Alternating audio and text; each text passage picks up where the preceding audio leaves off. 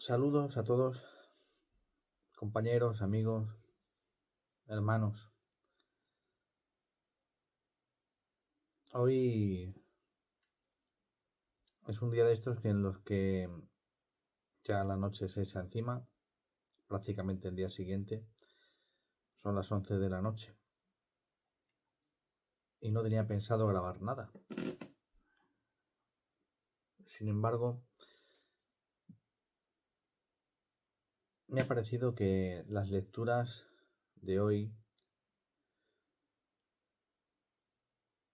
martes de la segunda semana del tiempo ordinario, un tiempo que no es ordinario porque no tenga valor, sino que es ordinario simple y llanamente porque no es un tiempo fuerte, ¿no? Como es Cuaresma, como es Pascua. Sin embargo, la liturgia de la palabra en este tiempo ordinario nos ofrece una riqueza enorme, ¿no? Que había pasado para mí desapercibida durante todo el día y que ahora, a última hora de la noche, haciendo oración ante el Santísimo, pues ha resonado en mí y bueno, pues he sentido la necesidad de grabar algo. En principio no quiero que dure mucho, pero luego pues el Espíritu Santo dirá. Y como el Espíritu Santo dirá, pues creo que lo primero que hay que hacer cuando uno quiere dar una charla, un testimonio,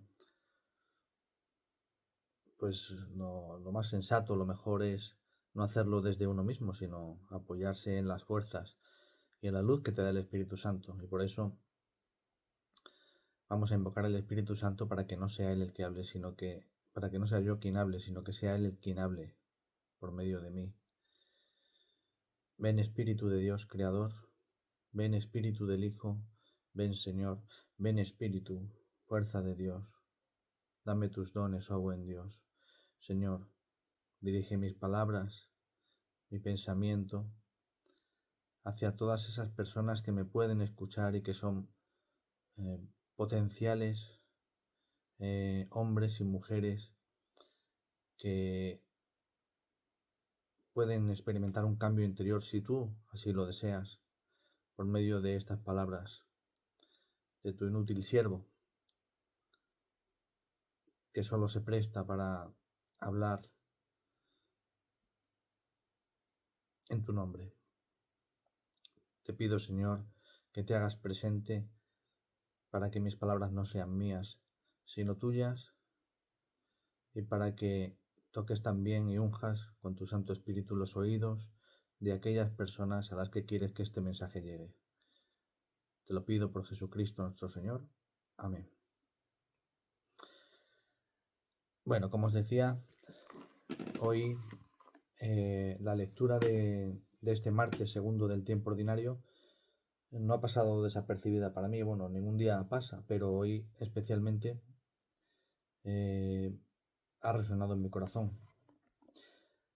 Primero de todo me gustaría leeros tanto la primera lectura como el Evangelio. Primero la lectura y después el Evangelio para ponernos un poco en situación. La primera lectura es del primer libro de Samuel y dice así: En aquellos días el Señor dijo a Samuel: ¿Hasta cuándo vas a estar lamentándote por Saúl, si yo lo he rechazado como rey de Israel? Llena tu cuerno de aceite y vete. Voy a enviarte a Jesé de Belén, porque he visto entre sus hijos un rey para mí. Samuel contestó: ¿Cómo voy a ir? Si se entera Saúl, me mata. El Señor le dijo: Llevas una novilla y le dices que vas a hacer un sacrificio al Señor. Convidas a Jesé al sacrificio, y yo te indicaré lo que tienes que hacer. Me ungirás al que yo te diga. Samuel hizo lo que le mandó el Señor. Cuando llegó a Belén, los ancianos del pueblo fueron ansiosos a su encuentro. ¿Vienes en son de paz? Respondió: Sí, vengo a hacer un sacrificio al Señor. Purificaos y venid conmigo al sacrificio. Purificó a Jesé y a sus hijos, y los convidó al sacrificio. Cuando llegaron, vio a Eliab, y se dijo: sin duda está ante el Señor su ungido.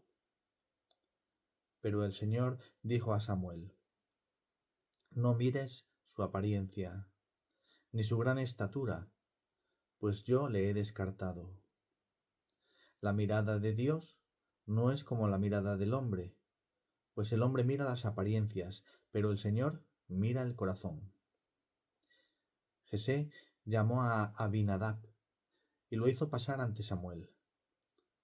Y Samuel dijo: tampoco a éste lo ha elegido el Señor. Jesé hizo pasar a Sama, y Samuel dijo: tampoco a éste lo ha elegido el Señor. Hizo pasar Jesé a sus 7 hijos ante Samuel, pero Samuel dijo: a ninguno de estos ha elegido el Señor. Preguntó entonces Samuel a Jesé: ¿no quedan ya más muchachos? Él respondió: todavía falta el más pequeño, que está guardando el rebaño. Dijo entonces Samuel a Jesé: manda que lo traigan, porque no comeremos hasta que haya venido. Mandó pues que lo trajeran. Era rubio, de bellos ojos y hermosa presencia.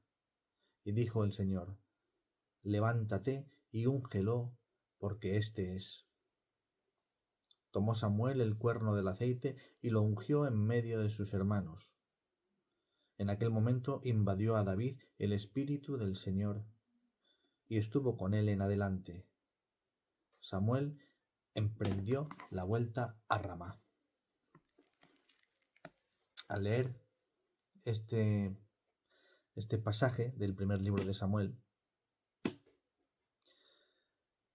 me vino a la mente pues una palabra, la palabra apariencias. ¿Y por qué me vino esta palabra a la mente? Porque el Señor le dice a Samuel que no se fije en las apariencias, que él no mira a las personas por fuera, sino por dentro. Samuel iba con una misión, la misión de ungir al elegido del Señor, de la tribu de Jesé, de la casa de Jesé, del pueblo de Belén. Pero no sabía a quién tenía que ungir. Y cuando llega, al primero que ve es a Eliab, de gran estatura, de gran corpulencia, ¿no? Y piensa: sin duda, este será el elegido del Señor.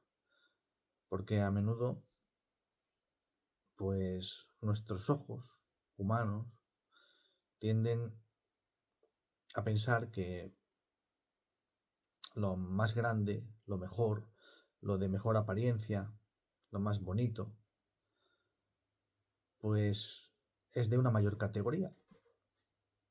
Pero Dios no piensa así. Y se lo hace ver a Samuel.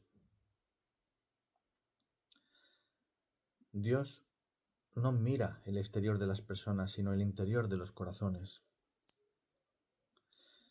El Señor dice: no mire su apariencia ni su gran estatura, pues yo lo he descartado. La mirada de Dios no es como la mirada del hombre, pues el hombre mira las apariencias, pero el Señor mira el corazón. Y hoy ante el Santísimo me daba cuenta de cuántas veces me pasa a mí eso, ¿no?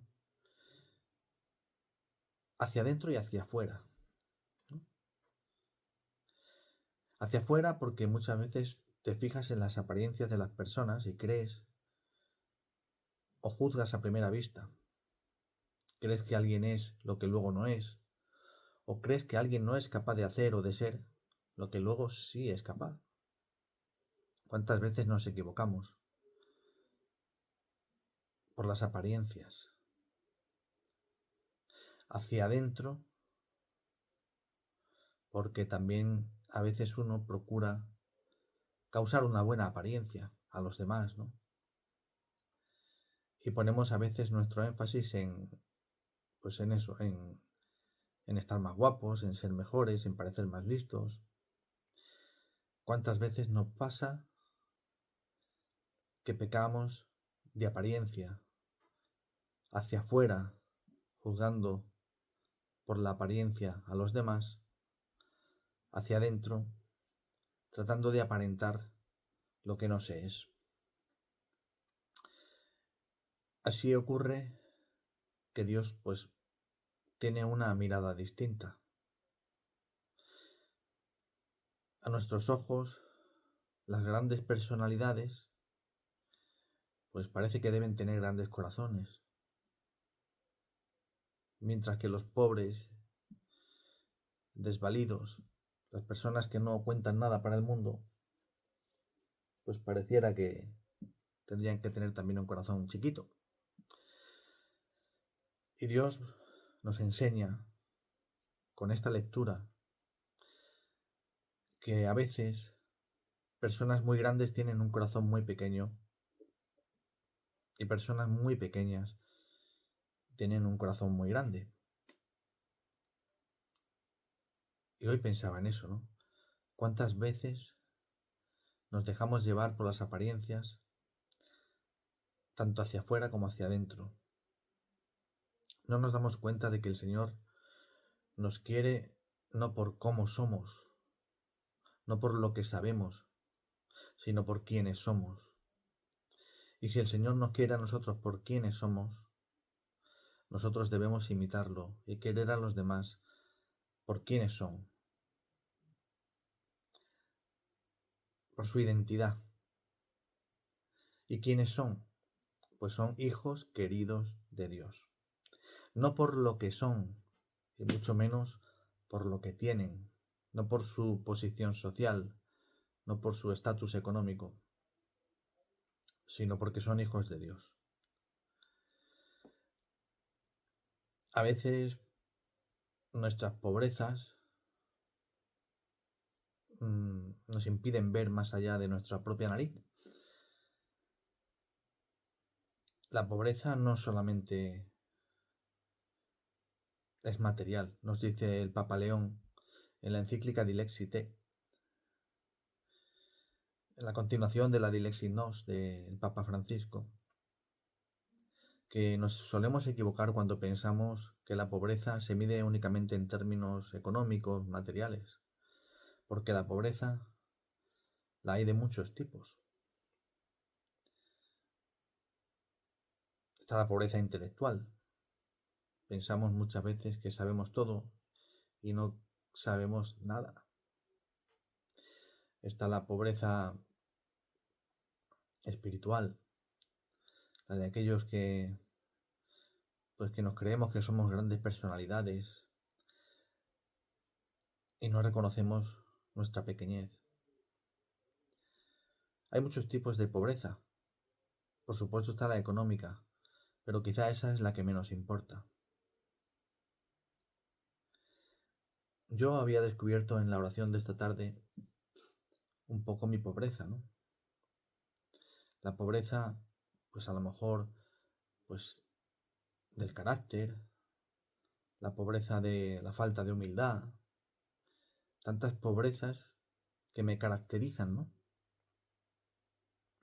Y me acordaba pues de un episodio concreto que ha ocurrido estas pasadas navidades, ¿no?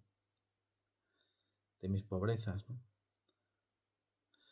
Pues en una circunstancia en la que estábamos toda la familia reunida, en un momento dado, pues contesté airadamente, ¿no? A las personas que más quiero. Y cuando eso sucedió, bueno, pues uno automáticamente se da cuenta de que ha fallado, ¿no? Por gracia de Dios. Porque si no, por cabezonería, pues uno seguiría hacia adelante y le importaría poco, ¿no? Pero uno se da cuenta también de que en cierto modo también el Señor nos unge y nos hace darnos cuenta de cosas que antes pasaban desapercibidas, de tener una mirada un poco más espiritual, por decirlo así, y darse cuenta uno enseguida de que ha fallado. Y cuando eso ocurre, pues uno se siente mal. Se siente mal porque, bueno, pues sientes dolor, ¿no? De hablar así a las personas que quieres o de contestar mal. Sientes dolor por no haber sido capaz de controlar, pues en cierto momento, pues tus palabras o tus gestos. Sientes dolor porque te das cuenta de que no eres perfecto. Que por mucho que camines en los caminos del Señor, pues a veces cualquier chispa desata un fuego. Y entonces te vienes un poco abajo porque te das cuenta de que a lo mejor pues te creías más perfecto y en realidad pues no eres más que un ser de barro que al menor golpe pues se rompe, ¿no? Frágil. Y bueno, pues esta lectura del primer libro del profeta Samuel pues me recuerda que, pues eso, nuestra fragilidad, nuestra pequeñez, nuestra apariencia que tratamos de llevar siempre ante los demás,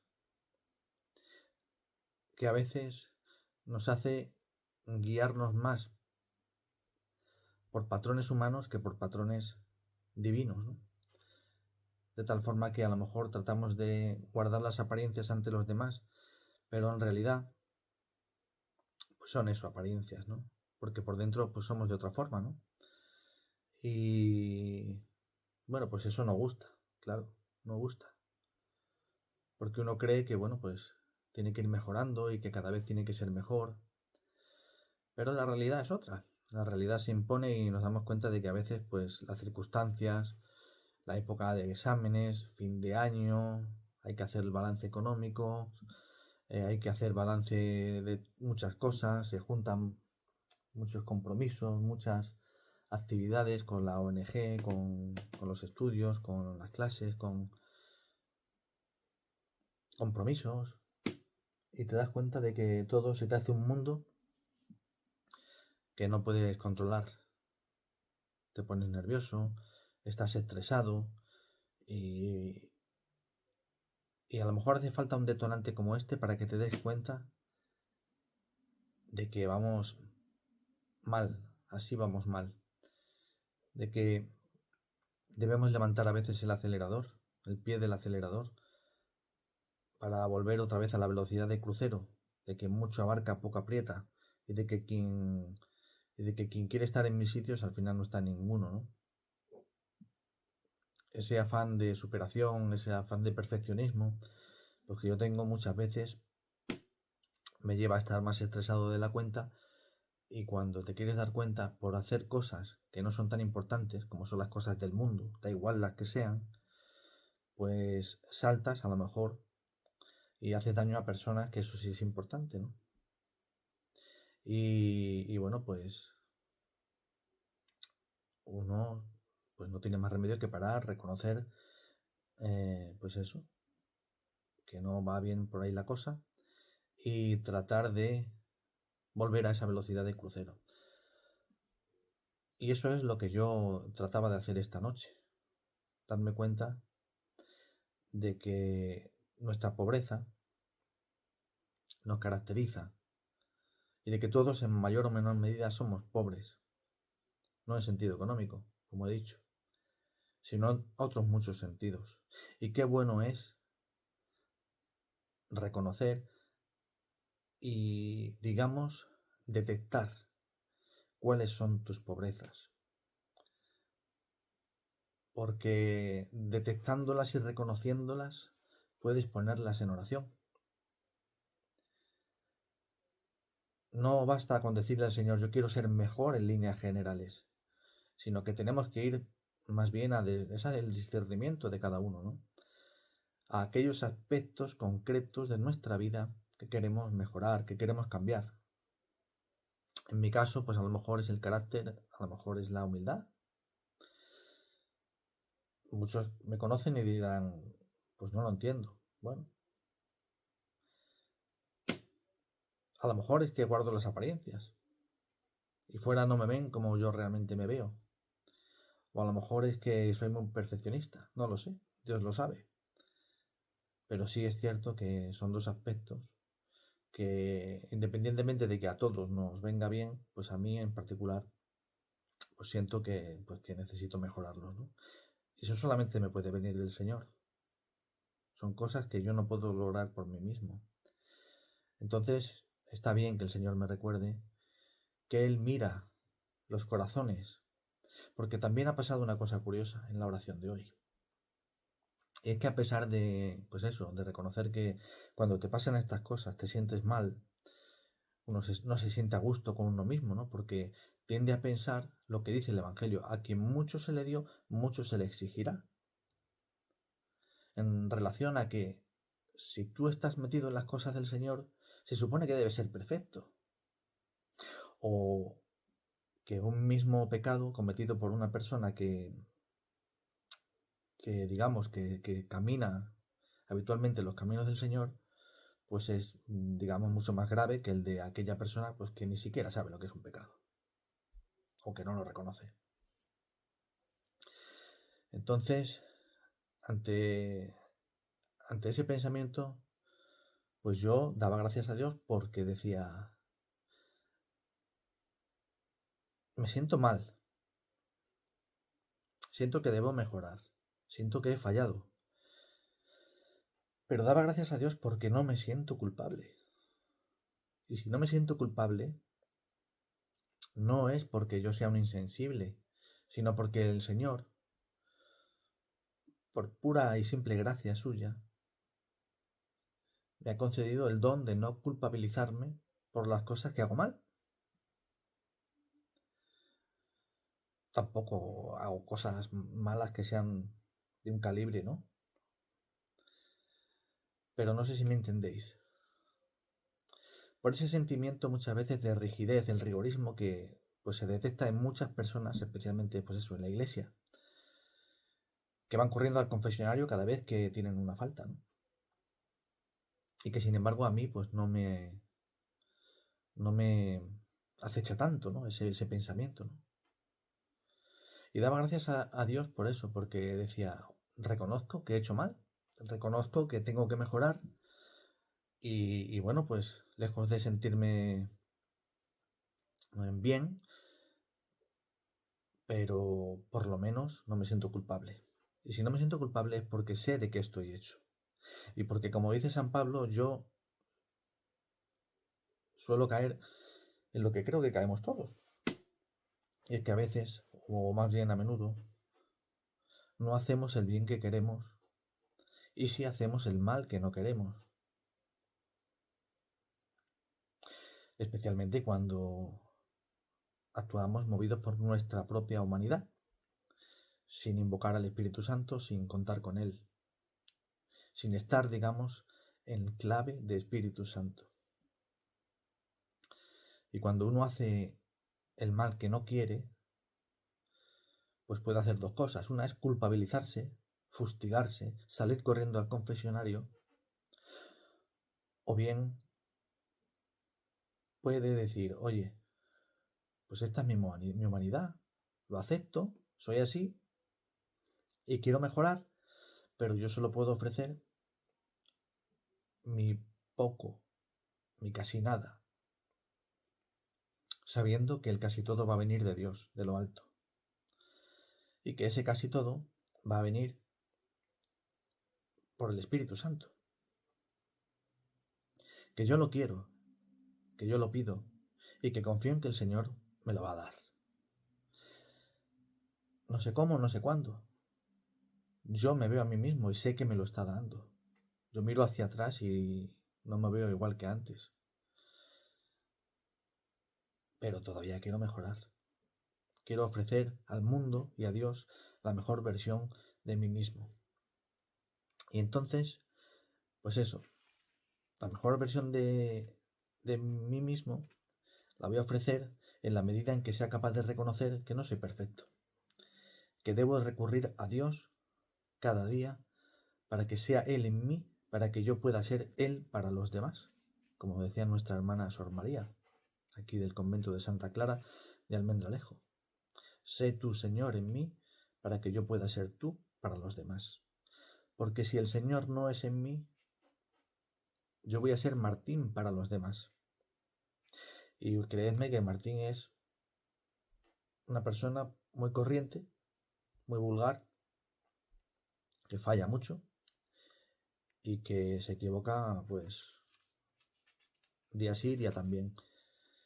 Entonces necesito al Señor en mi vida. Y para necesitar al Señor en mi vida, para darme cuenta de que necesito al Señor en mi vida, debo reconocer mi pequeñez, mi debilidad, y pedirle al Señor que en esa debilidad Él se haga fuerte. Y le doy gracias al Señor por no ser rigorista en este aspecto,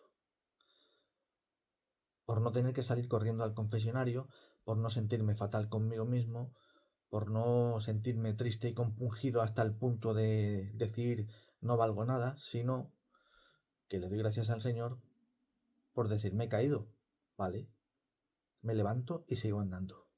Esa es la actitud que yo creo que debe tomar todo cristiano. No culpabilizarse por todo, porque si hiciéramos eso estaríamos todo el día culpabilizándonos por 1000 cosas que hacemos mal. Hacemos, decimos, obramos. Somos seres humanos y nuestra actitud, nuestras palabras, nuestros gestos, nuestras obras, nuestros pensamientos distan mucho de ser perfectos. Caminamos o queremos caminar en el camino de la santidad a la que todos estamos llamados, pero nos caemos. Y cuando eso ocurra, mi consejo es pedirle al Señor que te conceda el don de no culpabilizarte. Porque por grande que sea tu culpa, más grande es la misericordia de Dios.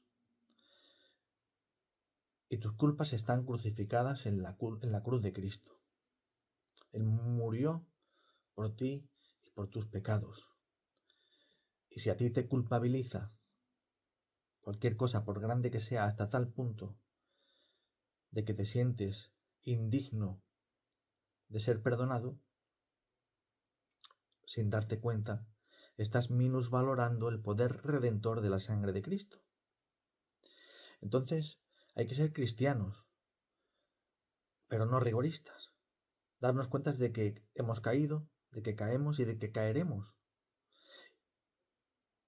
El sacramento de la penitencia está para eso, para restaurar ese pecado, para borrarlo, para que podamos acercarnos a la Eucaristía y recibir el cuerpo de Cristo.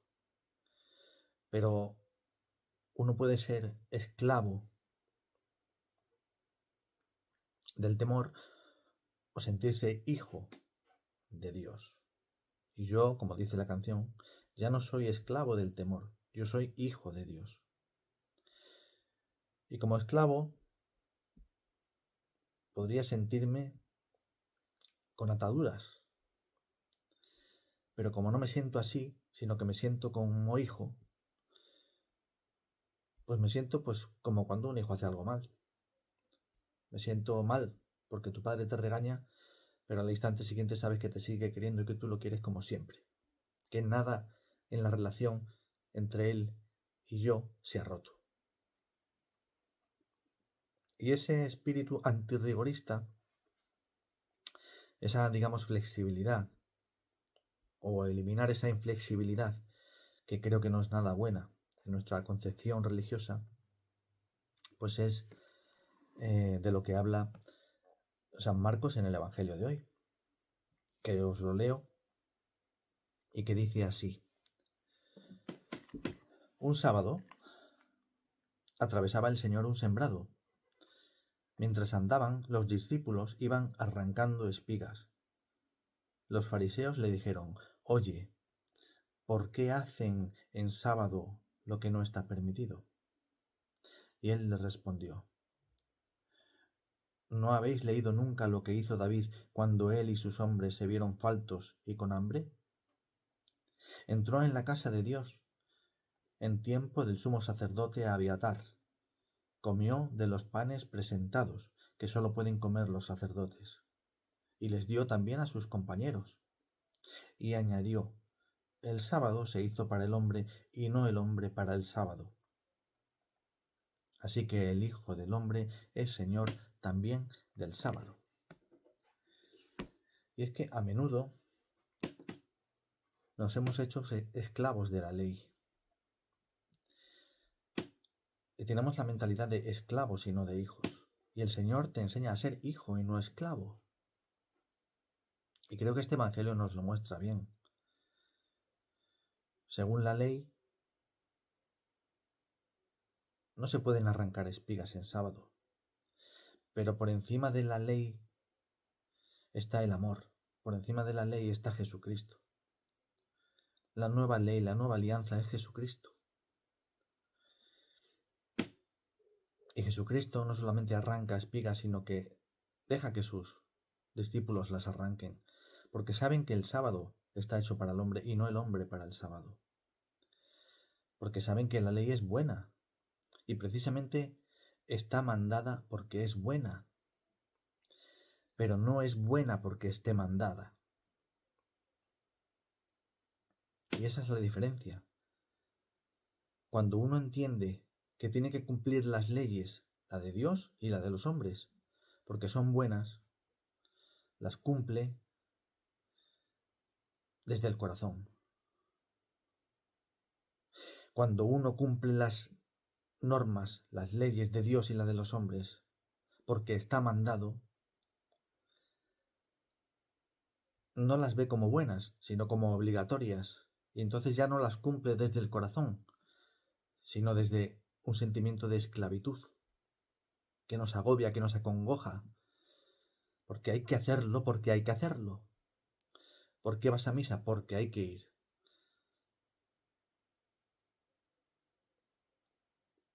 No hay que ir a misa porque esté mandado, sino que tienes que ir a misa porque en tu corazón sientes la necesidad del encuentro con el Señor.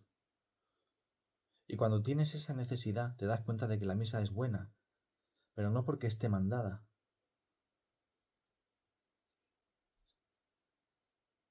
Y eso es de lo que nos habla el Evangelio.